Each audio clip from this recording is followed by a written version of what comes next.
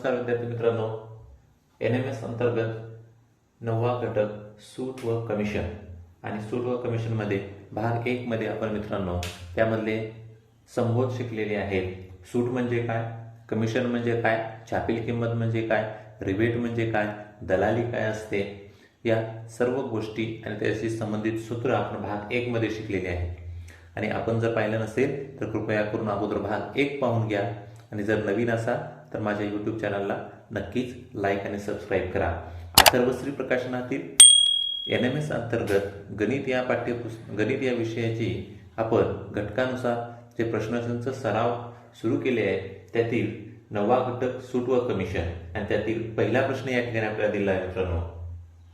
10 वस्तूंच्या खरेदीवर एक वस्तू मोफत मिळाली तर शेकडा किती सूट मिळाली.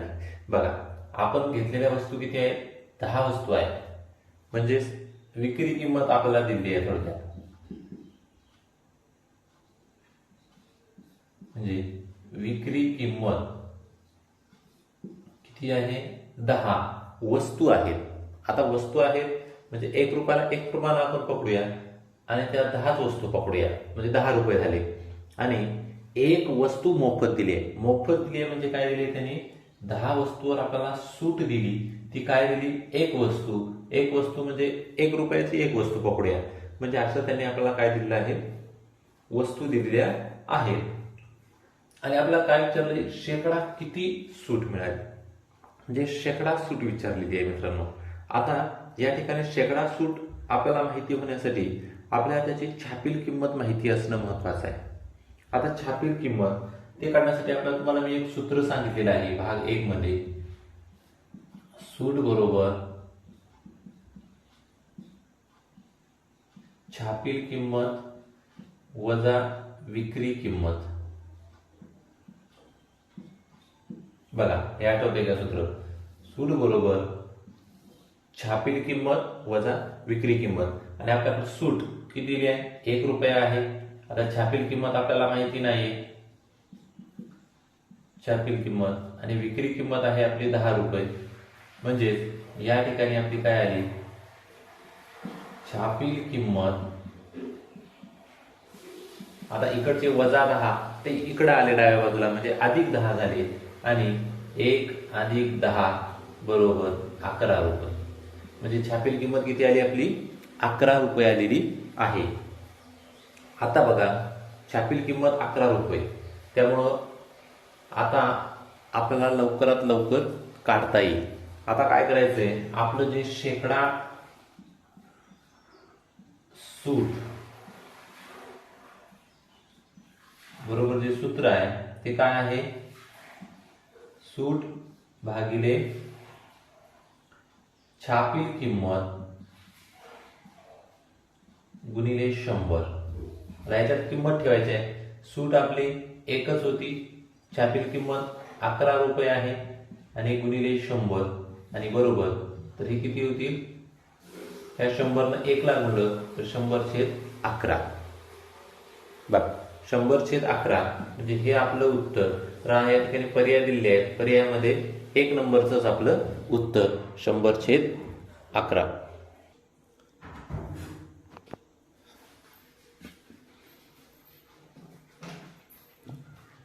बघा मित्रांनो, या ठिकाणी आपल्याला दुसरं गणित दिलेलं आहे. काय आहे, शेकडा 20 सूट दिल्यामुळे पंख्यासाठी 800 रुपये द्यावे लागले तर पंख्याची छापील किंमत किती. तर या ठिकाणी विक्री किंमत आपल्याला दिलेली आहे. म्हणजे विक्री किंमत दिलेली अगोदर माहिती लिहून घ्या, ती किती आहे, 800 रुपये बरोबर. आता शेकडा सूट दिलेली आहे आपल्याला, बरोबर की नाही. या ठिकाणी आपल्याला शेकडा सूट दिलेली आहे. मग बघा मित्रांनो, विक्री किंमत आपल्याला 800 रुपये दिलेली आहे आणि शेकडा सूट आपल्याला किती मिळालेली आहे, तर ती मिळाली आपल्याला 20. म्हणजे शेकड्याला 20 रुपये सूट मिळालेली आहे. मग शेकडा 20 म्हणजे आता ह्या विक्री किमतीतून आपण काढायची, ही आपली विक्री किंमत म्हणजे 800 रुपये देऊन आपण घेतलेली आहे. म्हणजे आपल्याला जी सूट मिळाली ती किती रुपये मिळाली, तर ह्या विक्री किमतीवर आपल्याला 20% सूट मिळाली. तर हे 0 2 हे 0 2 गेले आणि बरोबर 8 2 16 म्हणजे टोटल 160 रुपये आपल्याला सूट मिळालेली आहे. मग आपण दिलेली दुकानदाराला 800 रुपये आणि दुकानदारानं आपल्याला दिलेली 160 रुपये, किंवा आपण हे सूत्राच्या रूपामध्ये पण तुम्ही लिहू शकता. मी तुम्हाला शॉर्टकट सांगण्यापेक्षा हे सूत्र लिहितो. तर सूत्र काय आपलं, हे सूट आपल्याला मिळाली. सूट किती आहे, तर या ठिकाणी छापील किंमत वजा विक्री किंमत, हे जे तुम्हाला सूत्र सांगितलेलं आहे ते. आणि या सूत्रावर आता सूट आपल्याकडे आहे 160 रुपये बरोबर छापील किंमत वजा विक्री किंमत जी आहे ती आहे आपली 800 रुपये. आता हे वजा 800 आहे ते आपण डाव्या बाजूला आणूया. म्हणजे या ठिकाणी काय होईल, छापील किंमत बरोबर 160, हे वजा होते ते अधिक झाले 800 आणि बरोबर 960 रुपये. म्हणजे त्याची जी छापील किंमत आहे ती किती आहे, 960 रुपये. म्हणजे आपल्या पर्यायामध्ये पर्याय क्रमांक 1 ह्याचं उत्तर. बघा मित्रांनो, एका वस्तूच्या खरेदीवर तशीच एक वस्तू मोफत मिळाली तर शेकडा किती टक्के सूट मिळाली. तर बघा, एक वस्तू म्हणजे विक्री किंमत अगोदर घेऊया आपण. विक्री किंमत किती दिली आपल्याला, एक वस्तू आहे बरोबर की नाही. आणि सूट, एका वस्तूवर एक वस्तू सूट दिली आपल्याला बरोबर की नाही. विक्री किंमत 1 आहे, एक वस्तू खरेदी केली, तशीच त्यावर एक वस्तू आपल्याला मोफत मिळाली आहे म्हणजे सूट पण मिळाली आहे. मग आता शेकडा किती सूट मिळाली म्हणते, तर त्यासाठी आपल्याला छापील किंमत माहिती असणं आवश्यक आहे. मग आपलं जे सूत्र आहे ते डायरेक्ट आपण असं लिहू शकतो की छापील किंमत बरोबर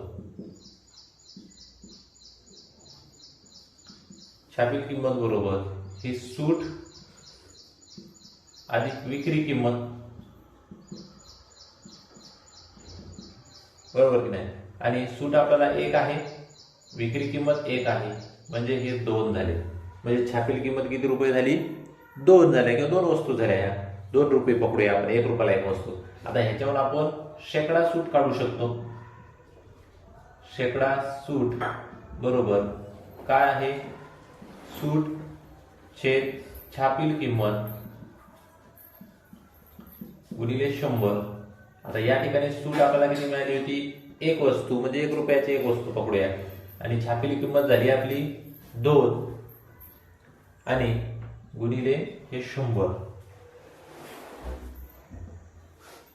आता 2 न इथं भाग जातो आणि इथं काय येतात, 50 येतात. म्हणजे 50 एके 50, म्हणजे आपल्याला 50% सूट मिळाली. म्हणजे पर्याय क्रमांक 1 आपलं उत्तर.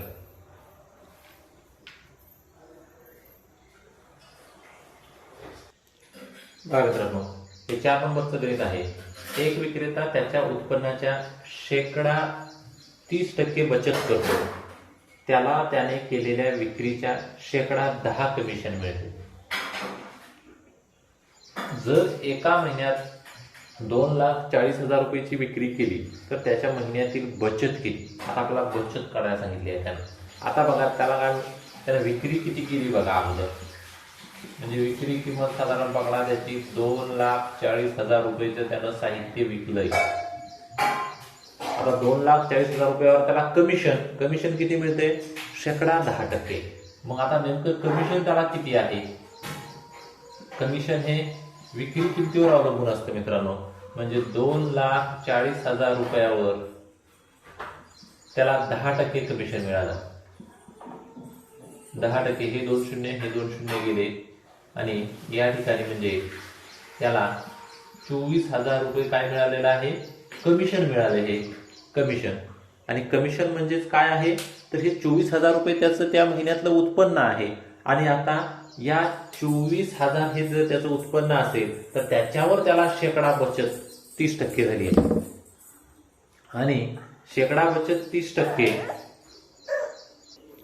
तर शेकडा 30 बचत करतो म्हणजे 24,000वर तो बचत करतो.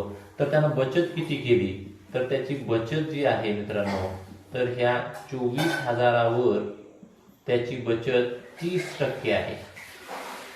हे 2 शून्य गेले, हे 2 शून्य गेले. आता 240 गुणिले जर 3 केला, 24 त्रिक 72 आणि वरचे 1 आणि 2 शून्य. तर मित्रांनो 7,200 रुपये तो बचत करतो महिन्याला. म्हणजे पर्याय क्रमांक 4 त्याचं उत्तर. बघा मित्रांनो, 5 नंबरचं गणित दिलेलं आहे आपल्याला. एका विक्रेत्याला दरमहा पुढील प्रमाणे कमिशन मिळते. तर 50,000 विक्रीपर्यंत 1%, 50,000च्या वरील परंतु 75,000 रुपया विक्रीवर 2% आणि 75,000 रुपये विक्रीवर 3% कमिशन मिळते. तर एका महिन्यात त्यानं 80,000 रुपयाची विक्री केली झाल्यास विक्रेत्याचे एकूण किती कमिशन मिळते? तर बघा मित्रांनो, आपण या ठिकाणी काय सांगितले, 50,000 रुपयापर्यंत 1%, म्हणजे 50,000 रुपयापर्यंत काय आहे, 1% मिळते. म्हणजे 50,000 रुपयावर 1% मिळाला. 1% म्हणजे किती, 1/100. तर हे 2 शून्य आणि हे 2 शून्य कटले, इथं राहिले 500 रुपये. आता आपली एकूण जी झाली आहे ती 80,000 झालेली आहे, बरोबर की नाही? आता एकूण आपली 80,000 आहे. या 80,000तले 50,000 गेले, कारण 50,000 रुपयापर्यंत आपल्याला 1% मिळणार आहे, 1%. त्याच्यामध्ये 50 ते 75,000 म्हणजे कितीचा फरक आहे, 25,000चा. म्हणून या ठिकाणी 25,000. 25,000वर कितीचा मिळणार आहे आपल्याला, 2% मिळणार आहे. म्हणजे 2/100. हे 2 शून्य गेले, हे 2 शून्य गेले, हे यांचा जर गुणाकार केला तर हे आले 500 रुपये. आणि त्यानंतर 75,000 रुपयावरील विक्रीवर 3% कमिशन भेटणार आहे. आता हे 75,000च्या वर किती आहेत, फक्त 5,000 आहेत 80,000 होण्यासाठी, म्हणजे ते 5,000. आणि ह्या 5,000वर 3% म्हणजे 3/100. तर हे 2 शून्य आणि हे 2 शून्य गेले, 5×3=15 म्हणजे इथं 150 रुपये. आणि या तिघांची जर बेरीज केली तर 1,150 रुपये. आणि याची जरी तुम्ही बेरीज केला तर हे किती होतात, 80,000 रुपये. म्हणजे त्याला 80,000 रुपयाच्या विक्रीवर 1,150 रुपये एवढं त्याला कमिशन मिळतं. म्हणून आपला पर्याय कुठं आहे तो, तर पर्याय क्रमांक 1 त्याचं उत्तर. बघा मित्रांनो, दुकानदार एका शिलाई मशीनवर 11% सूट देतोय, 11% सूट देतो. त्यामुळे सुनंदाला त्या शिलाई मशीनसाठी 7,565 रुपये द्यावे लागले. तर त्या शिलाई मशीनची छापील किंमत किती आपल्याला सांगितली. आता बघा, आपल्याला काय दिली आहे, सूट दिली आहे. सूट किती आहे आपली, ती आहे आपली 11%, बरोबर. त्यानंतर शिलाई मशीनसाठी 6,565 रुपये दिलेत, म्हणजे ती झाली आपली काय, विक्री किंमत. विक्री किंमत बरोबर 7,565 रुपये. तर त्या शिलाई मशीनची छापील किंमत किती. आता छापील किंमत आपल्याला काढायची आहे. छापील किंमत काय पकडूया आपण, बरोबर X पकडूया. छापील किंमत आपल्याला माहिती नाही म्हणून आपण X पकडूया. मग सूट कशावर असते, छापील किंमतीवर असते. म्हणून मग सूट किती झाली, तर सूट बरोबर ह्या Xच्या 11% म्हणजे 11/100 बरोबर 11x/100 झाली. आता आपलं जे सूत्र आहे त्या सूत्रामध्ये हे किमती ठेवूया. काय आपलं सूत्र, सूट बरोबर छापील किंमत वजा विक्री किंमत, बरोबर. हे आपलं काय आहे, सूत्र आहे. आता ह्या सूत्रात आपण किमती ठेवूया. सूट किती आहे, 11/1 आहे का. सूट बरोबर ठेवूया आपण इथं काय, 11x/100 व छापील किंमत आपण X पकडली आहे वजा 7,565. आता X ची पद एका बाजूला घेऊया आणि ही वजा बाकी आहे ती डाव्या बाजूला घेऊया आणि 11x तिकडे घेऊन जाऊया. म्हणजेच काय होतील आपल्याला या ठिकाणी, तर x वजा 11x/100 आणि बरोबर 7,565 येईल. मग आणि x जर 100x 100 नसा तरी काय गुणाकार करा, 100x वजा 11 म्हणजे या ठिकाणी किती येतील 89x/100 बरोबर 7565. बघा आता x हे पद आपण काय करूया, x चं पद डाव्या बाजूला ठेवूया आणि 89/100 हे उजव्या बाजूला घेऊन जाऊया. तर या ठिकाणी बघा यालाच आपण मग x बरोबर 7565 गुणिले 100 आणि छेदात 89. आता बघा 7565 गुणिले 100 छेदात 89. आता 89 ही मूळ संख्या आहे, त्यामुळे कुठल्याही त्याचे जे अवयव आहेत ते मूळ अवयव विभाजक जे आहे ते नाहीये, 1 आणि 89च आहे. मग या ठिकाणी आपल्याला 89चा पाढा तयार करायला लागेल मित्रांनो. मग 89चा पाढा बघा मित्रांनो, या ठिकाणी आपण 89चा पाढा तयार केलाय. आता डायरेक्ट आपण इथे असा करण्यापेक्षा इथं तुम्ही भागाकार करा, त्याला भागाकाराच्या रूपात आपण इथं सोडवू शकतो. 7565/89. बघा 89च्या पाड्यात 756 येतात का बघा कुठं, तर नाही. हे बघा इथं 712 येत आहे, म्हणून किती नंबरला आहे, 8 नंबरला. 8चा भाग देऊया. 712 वजा केले तर इथं राहिले 4, तर राहिले 4 आणि हे आले 5, हे 0 म्हणजे 445. आता 445 आहेत काय, तर आहेत. या ठिकाणी बघा 5 नंबरला 445, तर 0 वाली बाकी म्हणजे 85चा भाग बसतो. 89/85 बरोबर 85 आणि गुणिले 100 म्हणजे 8500 रुपये. याचं जे उत्तर येईल ते मित्रांनो किती येणार आहे, 8500. म्हणजे पर्याय क्रमांक 3 उत्तर आहे. बघा मित्रांनो, पुढील 7 नंबरचं गणित आहे. दुकानदार एक वस्तू विशिष्ट किमतीला विकण्याचे ठरवतो आणि तिची किंमत ठरवलेल्या किमतीपेक्षा 20% वाढवून छापतो. वस्तू विकताना तो ग्राहकांना 15% सूट देतो. तर दुकानदारास त्याने ठरवलेल्या किमतीपेक्षा अधिक किती टक्के अधिक रक्कम मिळाली. बघा आता आपल्याला इथे किंमत दिलेली नाहीये, एक विशिष्ट किमतीला विकण्याचं ठरवतो. समजा तो एक वस्तू 100 रुपयाला विकण्याचं ठरवतो, असं ठरवूया. 100 रुपयाला तो विकण्याचे ठरवतो.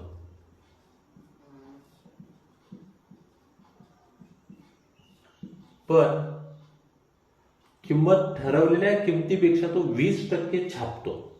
त्याची छापील किंमत जी आहे तो किती करतो, 20% करतो. म्हणजे 100 रुपयाच्या 20% म्हणजेच 20 रुपये. तो 20 रुपये जास्त किंमत सांगतो. म्हणजे हीच वस्तू त्याची छापील किंमत तो किती करतो, छापील किंमत 20 रुपये करतो. आणि त्यानंतर वस्तू विकताना तो ग्राहकास 15% सूट देतो. आता 120 रुपयाच्या छापील किंमत जी आहे या छापील किमतीच्याही तो किती करतो, 15% सूट देतो. म्हणजे ह्या 120चे 15% तो ग्राहकांना सूट देतो. तर हे 0 घडला, हे 0 घडला. 12 गुणिले 15 180/10 हे 0 घडला आणि बरोबर 18. म्हणजे जी जी सूट मिळते ती सूट किती मिळते, 18 रुपये त्याला सूट मिळते. ग्राहकाला किती मिळते, 18 रुपये सूट मिळते. तर बघा आता इथं जी छापील किंमत होती आपली, छापील किंमत 120 रुपये होती, पण सूट त्याच्यापैकी किती दिली आहे, 18 रुपये सूट दिली आहे. म्हणजेच हे जी आहे किंमत, ह्या 120 मधून 18 गेले, 120 तून 18 गेले तर 102 रुपये, बरोबर की नाही. म्हणजे त्याला ती वस्तू किती रुपयाला पडली, 102 रुपयाला पडली. 102 रुपयाला म्हणजे मूळ किंमत त्याला विकायचं किती रुपयाला ठरवलं होतं, 100 रुपयाला विकायचं ठरवलं होतं. आणि त्याच्यावर त्याला नफा किती मिळाला, किती टक्के फायदा झाला, तर त्याला 2 रुपये फक्त जास्त मिळाले. 2 रुपये म्हणजे 2%. 100वर 2 रुपये जास्त मिळाले आहेत त्याला, म्हणजे 2%च फायदा झालेला आहे त्याला, म्हणून पर्याय क्रमांक आपलं 2 उत्तर. बघा मित्रांनो, एका शेतकऱ्याने 17,000 रुपये किमतीचा माल आडत्या मार्फत विकला. आता आडत्या म्हणजे जे आपण धान्य वगैरे जे आहे ज्यांना विकतो त्यांना आडत्या म्हणतो. त्याच्याकडे तो 17,000 रुपयाचा माल विकला, त्याला 2% आडत द्यावी लागली. म्हणजे 17,000 रुपयावर त्याला 2% आडत द्यावी लागली, तर शेतकऱ्याला किती रक्कम मिळाली? बघा, तर इथं 2% आडत म्हणजेच काय, तर दलाली द्यावी लागली थोडक्यामध्ये. तर आपली शेतकऱ्याला जे 17,000 रुपये मिळणार होते मित्रांनो, त्या 17,000वर त्याला 2% आडत द्यावी लागली. म्हणजे ह्याच्यात 2% 17,000च्या, म्हणून हे 2 शून्य कडले, हे 2 शून्य कडले. 170 गुणिले 2 बरोबर 17 दुनी 34, 340 रुपये आडत्याला काय करावे लागले, त्या आडत भरावी लागली, त्याची दलालीला द्यावी लागली. मग त्याची जी मूळ किंमत होती 17,000 रुपये, त्याच्यातून हे 340 रुपये त्याला द्यावे लागले. म्हणून ही जर वजाबाकी जर तुम्ही केलात तर 16,660, म्हणजेच पर्याय क्रमांक आपलं 4, आडत्याला एवढे रुपये शिल्लक मिळाले. बघा, एक हस्तकला विक्री केंद्रातून ललिताने छापील वस्तू खरेदी केल्या. काय खरेदी केलं तिनं? 2 साड्या, प्रत्येकी 550 रुपयाला एक 550 रुपयाला अशा 2 साड्या घेतल्या. 2 फ्लावर पॉट, प्रत्येकी 150 रुपयाला. आणि ललिताने त्या खरेदीवर 10% रिबेट मिळाले तिला. तर तिला किती रुपये द्यावे लागले? अगोदर त्याची खरेदी किती आहे ते. 2 साड्या आहेत, 550 रुपयाला एक साडी गुणिले 2 म्हणजे किती झाले हे? 1100 रुपये. 2 फ्लावर पॉट, प्रत्येकी 150 रुपये, म्हणजे 150 गुणिले 2 म्हणजे हे झाले 300 रुपये. म्हणजे एकूण जी तिची खरेदी आहे ती किती रुपये झाली? 1400 रुपयांची तिची खरेदी झाली. आणि 1400 वर तिला किती मिळाला? 10% रिबेट मिळालेला आहे. आता 10% रिबेट म्हणजे 1400च्या 10% म्हणजे 10/100, म्हणजे इथं 140, म्हणजे 140. आता बघा, हे एकूण तिची खरेदी 1400 रुपये, तिला सूट मिळालेली किती आहे इथं, म्हणजे रिबेट मिळालेली थोडक्यात 140 रुपये. मग 1400 मधून जर हे आपण वजा केले तर शून्यातून गेले 0, 6, इथून 3तून 1 गेला 2 आणि इथं 1, म्हणजे 1260 आपलं उत्तर येते. म्हणजे पर्याय क्रमांक 1 म्हणजे ती ललिताला 1260 रुपये द्यावे लागले. बघा मित्रांनो, हे 10 नंबरचं गणित आहे. श्री जोशी यांनी दलालामार्फत 5 लाख रुपये किमतीचा भूखंड सर्वेशला विकला. दलालाने दोघांकडून प्रत्येकी 2% दलाली घेतली, तर श्री जोशी यांना भूखंड विकून टिंब रुपये मिळाले. या ठिकाणी बघा, विकणारा कोण आहे? जोशी आहे, आणि घेणारा कोण आहे? सर्वेश आहे. तर जोशींनी 5 लाखाला विकला आणि त्याच्यावर 2% त्यांनी दलालाला कमिशन दिली. म्हणजे विकणाऱ्याला काय होईल? या 5 लाखापेक्षाही त्याच्यावर 2% दलाली देऊन उरलेली रक्कम आपल्याकडे येईल. म्हणजे 5 लाखापेक्षा कमी रक्कम जोशींना मिळेल. तर सर्वेशला काय होईल? 5 लाख रुपये आणि त्याच्यावर 2% कमिशन, दलाली. तर म्हणजे 5 लाखापेक्षा जास्त किंमत सर्वेशला द्यावी लागेल. आता आपल्याला फक्त काय विचारलंय? जोशी यांना भूखंड विकून टिंब रुपये मिळाले. आता 5 लाख रुपयाला भूखंड विकला तो, बरोबर, त्यावर त्यांनी 2% दिले जोशींनी. जे हे 2 शून्य, हे 2 शून्य कडले, 5 दोन्ही 10,000 रुपये, म्हणजे 10,000 रुपये दलाली द्यावी लागली. ही काय आहे? दलाली. तर म्हणजे जोशींना कितीला पडला तो? तर 5 लाखामधून आपल्याला हे 10,000 रुपये काय करावे लागतील? वजा करावे लागतील. म्हणजे 4,90,000 रुपये या ठिकाणी आपल्याला जोशींना द्यावे लागले दलालीसाठी. म्हणजे हे पर्याय क्रमांक 2 उत्तर. आणि जर सर्वेशला विचारलं असतं तर सर्वेशला हे 5 लाख रुपये आणि दलालीचे 10,000 रुपये म्हणजे एकूण 5,10,000 रुपये हे जर सर्वेशला विचारलं तर 5,10,000 रुपये द्यावे लागले असते. पण आपल्याला जोशींना विचारले त्यामुळे 4,90,000 रुपये पर्याय क्रमांक 2 उत्तर.